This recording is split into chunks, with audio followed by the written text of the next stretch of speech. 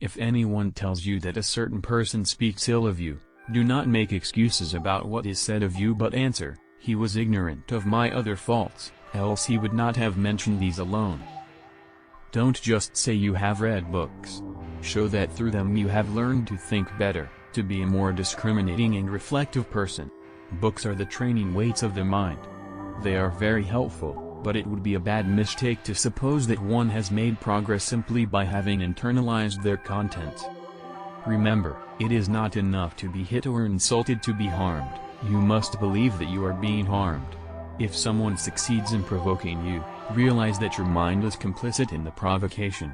Which is why it is essential that we not respond impulsively to impressions. Take a moment before reacting, and you will find it easier to maintain control. To accuse others for one's own misfortune is a sign of want of education.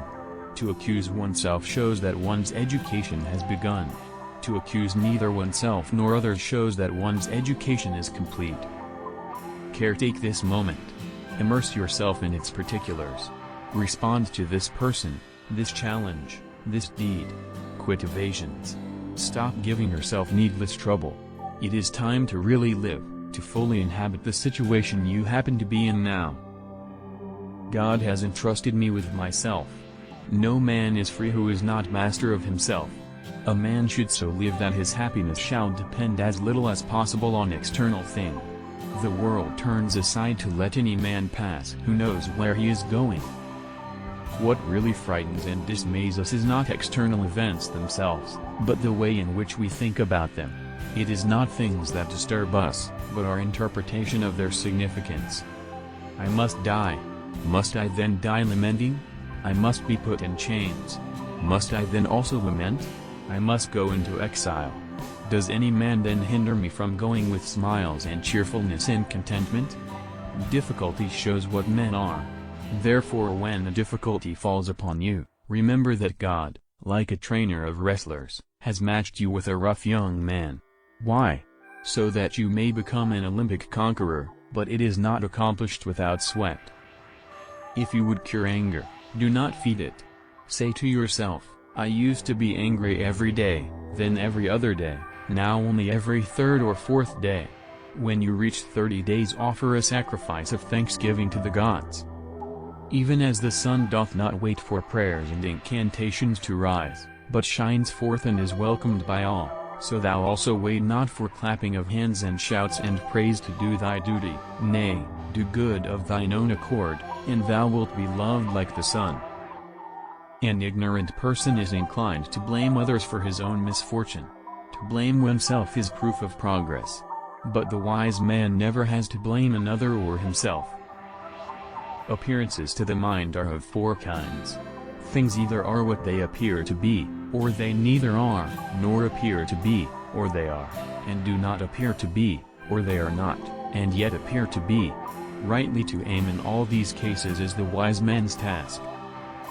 Your happiness depends on three things, all of which are within your power: your will, your ideas concerning the events in which you are involved, and the use you make of your ideas. No great thing is created suddenly, any more than a bunch of grapes or a figure. If you tell me that you desire a fig, I answer that there must be time. Let it first blossom, then bear fruit, then ripen. If someone tried to take control of your body and make you a slave, you would fight for freedom. Yet how easily you hand over your mind to anyone who insults you. When you dwell on their words and let them dominate your thoughts, you make them your master. Who are those people by whom you wish to be admired? Are they not these whom you are in the habit of saying that they are mad? What then? Do you wish to be admired by the mad? If someone speaks badly of you, do not defend yourself against the accusations, but reply, you obviously don't know about my other vices, otherwise you would have mentioned these as well.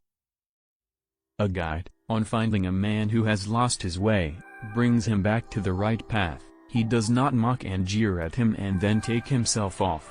You also must show the unlearned man the truth, and you will see that he will follow.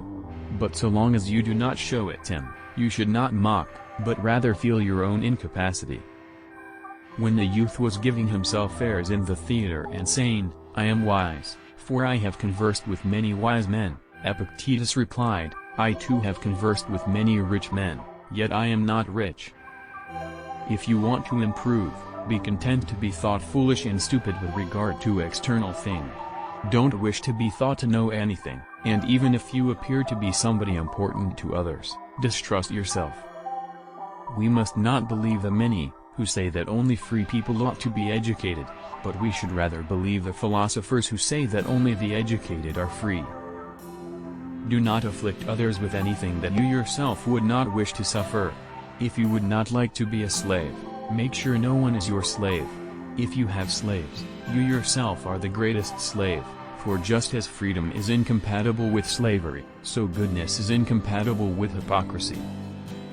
Sickness is a problem for the body, not the mind, unless the mind decides that it is a problem. Lameness, too, is the body's problem, not the mind's. Say this to yourself whatever the circumstance, and you will find without fail that the problem pertains to something else, not to you. In banquets remember that you entertain two guests, body and soul, and whatever you shall have given to the body you soon eject, but what you shall have given to the soul, you keep always. The chief task in life is simply this, to identify and separate matters so that I can say clearly to myself which are externals not under my control, and which have to do with the choices I actually control. Where then do I look for good and evil? Not to uncontrollable externals, but within myself to the choices that are my own. So what oppresses and scares us? It is our own thoughts, obviously. What overwhelms people when they are about to leave friends, family, old haunts and their accustomed way of life? Thoughts. As the sun does not wait for prayers and incantations to be induced to rise, but immediately shines and is saluted by all, so do you also not wait for clappings of hands and shouts of praise to be induced to do good, but be a doer of good voluntarily, and you will be beloved as much as the sun. Remind thyself that he whom thou lovest is mortal, that what thou lovest is not thine own, it is given thee for the present, not irrevocably nor forever, but even as a fig or a bunch of grapes at the appointed season of the year. For even sheep do not vomit up their grass and show to the shepherds how much they have eaten, but when they have internally digested the pasture, they produce externally wool and milk.